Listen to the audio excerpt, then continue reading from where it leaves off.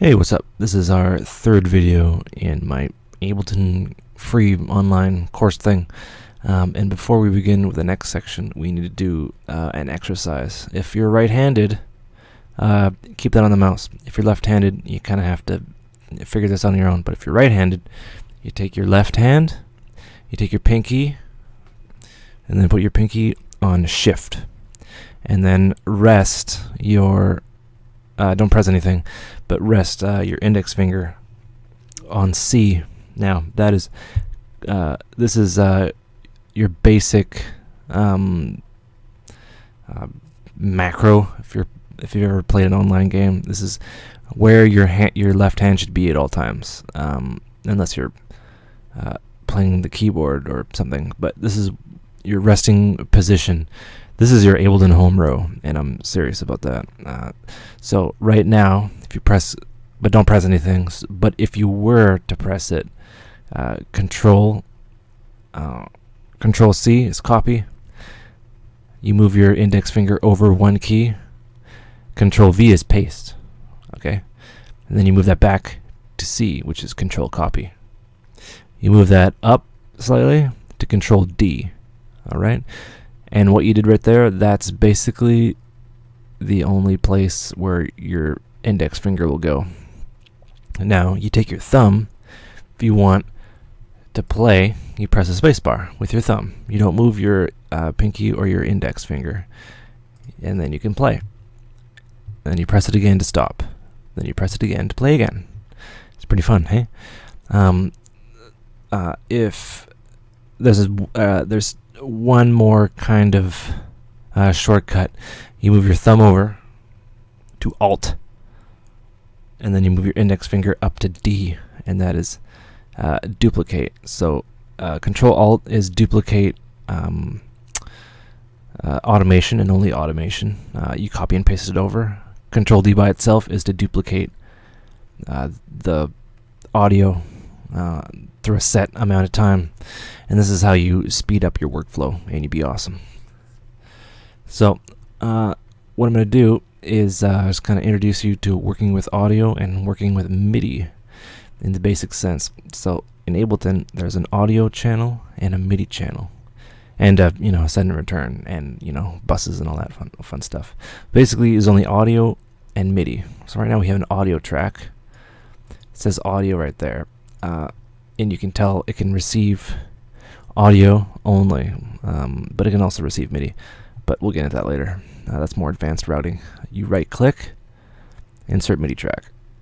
Bam! So you have an audio and a MIDI track, right? And both of these kind of do something different. So what we're going to do is we're going to kind of go for an immediate result. So you can get down to understanding what's going on. So you'll take this if you see it. If you don't, select segment, select it, blue, right click on the blue part, loop selection. Right. So right now, this is 4 bars. Right. You want 1 bar, so you bring that down. Right. And that's an easy way to discern a bar. So you'll notice that you have a bunch of lines here. And for the sake of ease, we'll right-click, bam, on here, right? Because you want to make it so each line is like a beat, basically.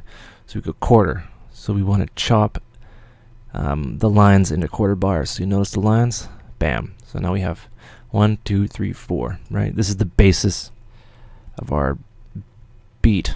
So sample packs, you find them online, Google it, look up sample packs. Download them, and you can get a vast selection. So what you want to do, we'll start off with a basic kick. So you find your kick, right?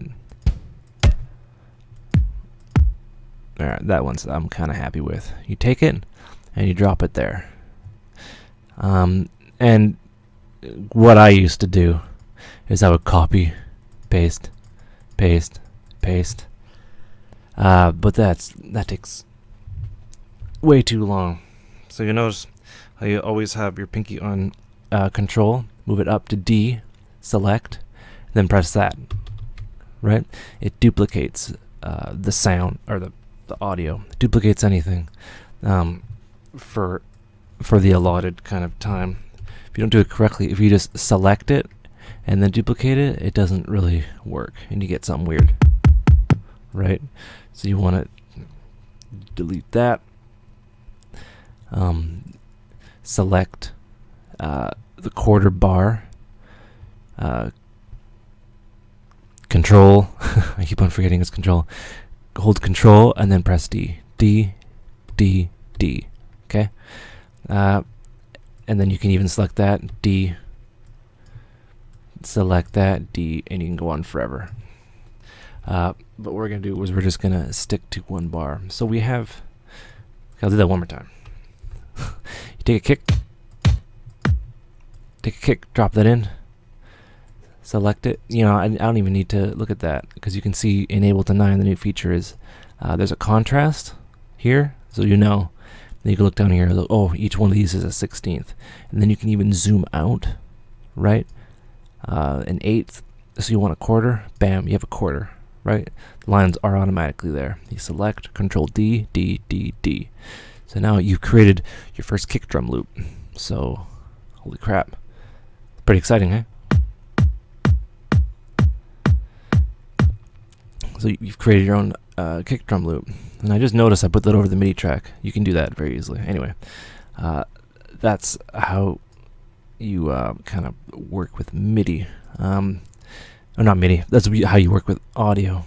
Dragging it in and syncopating it. So you have your metronome here. It matches up.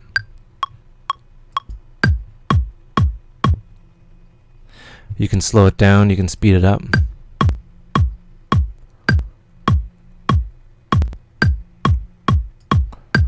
Right, in Ableton it keeps it all together. So we'll keep it at 128.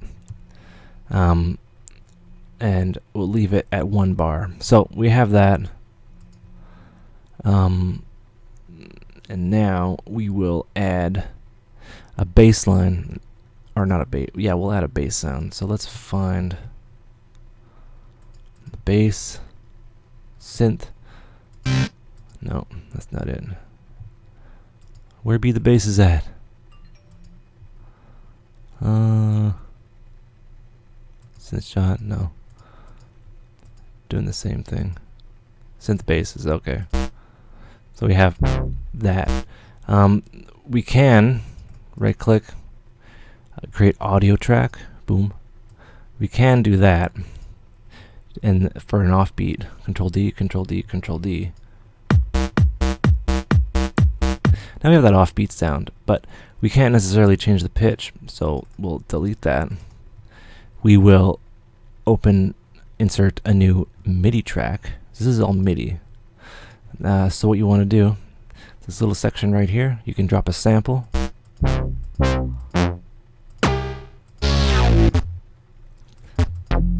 What's with these bass sounds? So you drop it here, boom. You open it in a sampler, which is a MIDI instrument, and you can do a lot of neat things with that.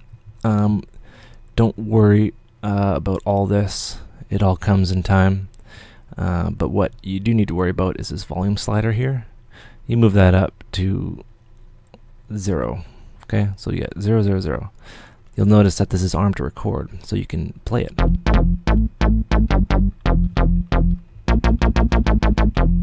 So I'm playing that with my keyboard now. So what you do is you wonder, okay, how do you draw in the MIDI? Like, where's the piano roll? If you're coming from FL Studio, you select the area, insert MIDI clip, and this is just a MIDI clip, right? Then you're thinking, okay, well, how do I draw it in? Take a pencil, it doesn't work. What is this? Another tab down here, right? So now you have this, and the root key is, around here. Anyway, so you select your other kind of shortcut, which is Control B. You gotta do a bit of a stretch, and then you can draw it in. But then you have, okay, there are these fixed lengths, which suck. So you right click to kind of the length you want it to be. If you want it to be quarter note long. You draw it in, and you give it a listen. Or, yeah, better yet, we'll go an eighth. You draw these in. Now you can make the piano bigger or smaller, and it kind of works like the FL Studio one. And then you can do variations. You can go crazy.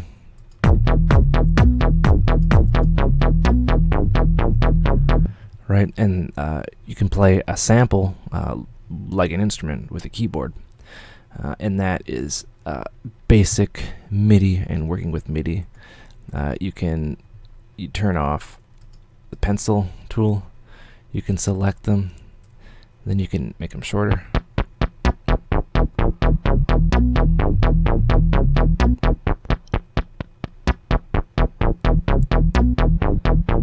You can select them all, and you can use the arrow key to move them up and down.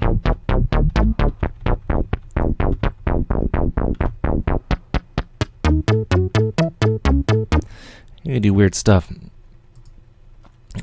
So what we'll do is that's, basic working with audio. Now, there's one-shots, which is like a kick or a sample, like a bass sample or whatnot.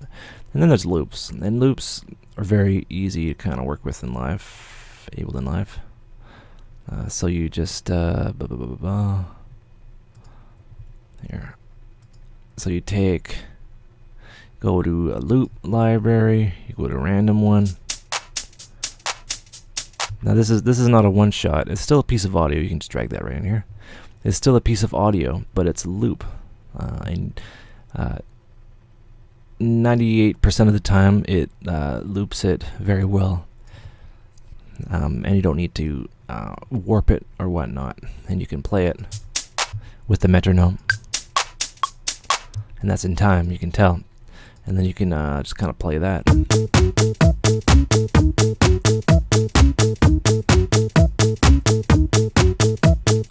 And that's how you drop in loops, and you can stack it up.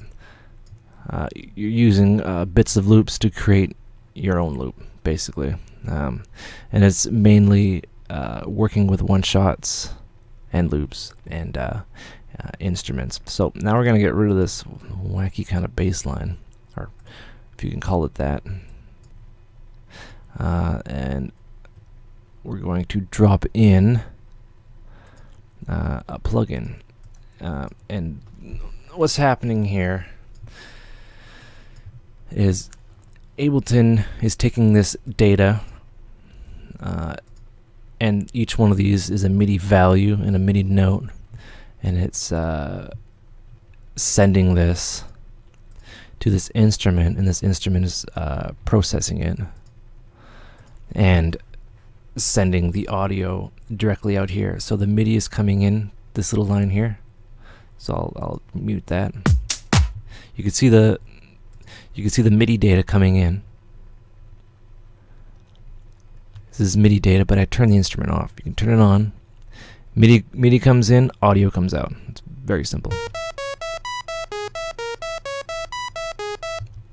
Right, so MIDI is coming in, audio is coming out, and whatever comes after, these are basically chains. So what I can do is I will go to my audio effects, which can be placed on any of these, be it MIDI or just audio clips or waves. We'll put on reverb, because a lot of people know reverbs. Put that on there.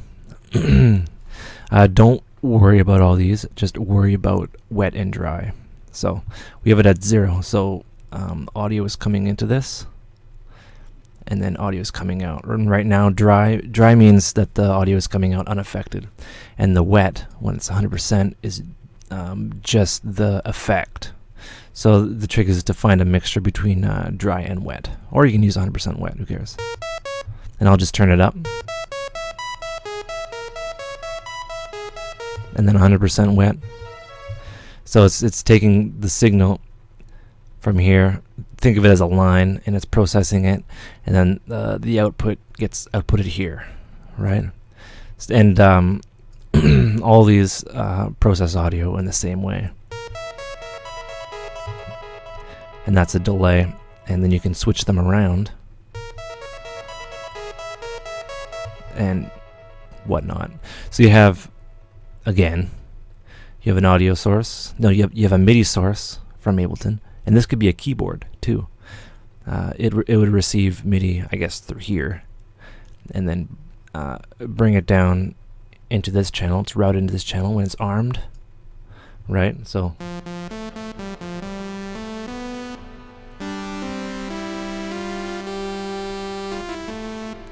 right, the MIDI is received through here. See, MIDI is received. Elves inside of this plugin creates the sound. It's outputted into a chain, and the chain is reverb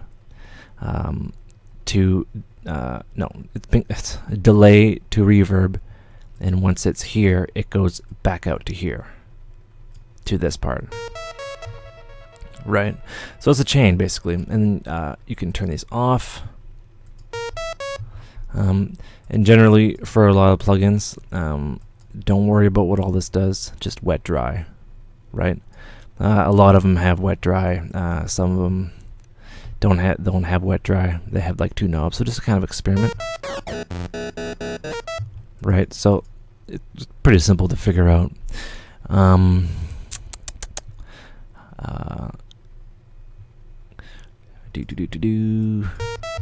Right. Okay. So you have these one shots here, right? And you want to turn that into a loop. And you say, well, how do I do that? So what you do is you select it, so it's blue, a nice pretty blue. Right-click on the top where the colored part is, and then consolidate. Boom. And now you have a loop, right? Then what you want to do is go into your clip launcher here. So basically your clip launcher, not your clip launcher, well, your clip editing window is a way to, it's basically like a mini Ableton inside of Ableton. So what it does is you can warp, you can add a groove or swing, you can pitch it up or down. Okay, I'll play that. You pitch it up or down. Right, and generally there's, for audio, there's this section, and then for MIDI it's a completely different section, right? But it's kind of one and the same. There's no pitch up or down, but you can kind of see what's going on here. But for this, it's fairly straightforward. So what you want, warp, you want to leave that on for loops. So it's kind of sets master tempo. You can, reverse it. You can have it. It can have its own kind of gain stage, volume up or down. Transpose it. You can do all the fun stuff. You can. This is the warping kind of engine. It's 128, and then the host is 128. You don't need to warp it, but if you were to have the volume lower, you get artifacts. You can repitch, and it's just like a slowing down a vinyl record. And Complex and Complex Pro preserves the transients, and each of these kind of does a different thing, and it's kind of easy to figure out. If you're a DJ, it's like pressing that red button on the CDJ, and once you lower it down, you can really hear it. Right, Complex Pro. Repitch is really low. Texture, right? It takes small little grains, tones, and beats. Usually you want to stick with beats because it has a transient preservation, right? Does that, but we'll keep it at 128. And you can change this at any time. And that's basically that. Setting up a loop in Ableton. This bar up here, this is the loop kind of area. You want to select loop. Don't worry about that. Just move this over. So what you want to do is you want to set it to around here. I'll do that like one more time. So if you have a long guy here and you want to make it shorter, this little kind of indent here shows you where the loop restarts. It restarts in an odd area, but you set it here, right, and then it reflects the change here. So you made the piece of audio this short. You just move that here, and the start point's always at the beginning. I have a video on warping, and well, I might as well do another video on warping. I'll do that later. So yeah, now you have that as a loop, and then you can loop this, and it goes on forever. Each one of these little indents is where the loop restarts, right? So it's basically just this over and over,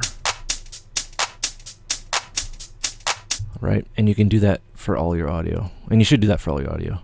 This loop section is already the full section. After I consolidate it, so you go loop, pull that out, MIDI, this guy up here, this guy up here, we're good to go. Pull that over, pull that over. And this is useful, so if you make a change, you'll notice if you make a change in one area, it changes in the other areas, right? So you can just go nuts and, you know, change it. And this is how loops kind of work. Yeah.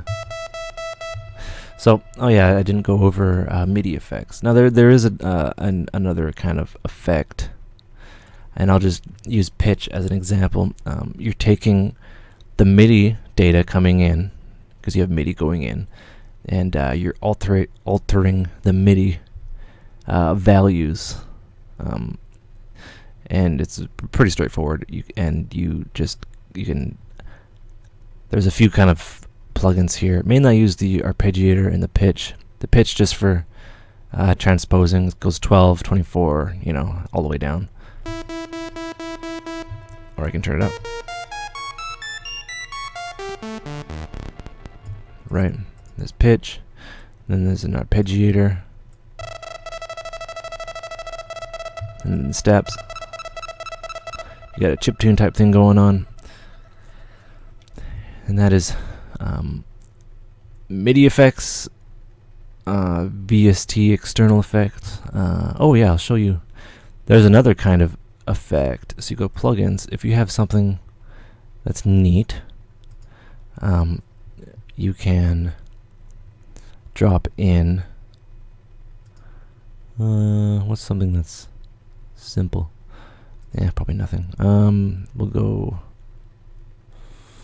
Volcano. So you can. There's another kind of VST that is an effect. It's not an instrument, and they're different. You have this guy, and you can just go crazy. It's a filter plugin, and you can place this anywhere. So it handles external plugins as instruments and as effects. So that's basically the three things that you know, you gotta worry about. It's really simple. It's two kinds of channels, audio or MIDI, and even the master is audio. But audio, MIDI, MIDI effects, instruments, and then audio effects, VSTs, or audio units, or audio instruments, or virtual audio instruments, and plugin effects. Well, plugin instruments and plugin effects. And that's how you would kind of construct a track, using all of those in an infinite amount of combinations. And I believe that is the video for now. All right, take care.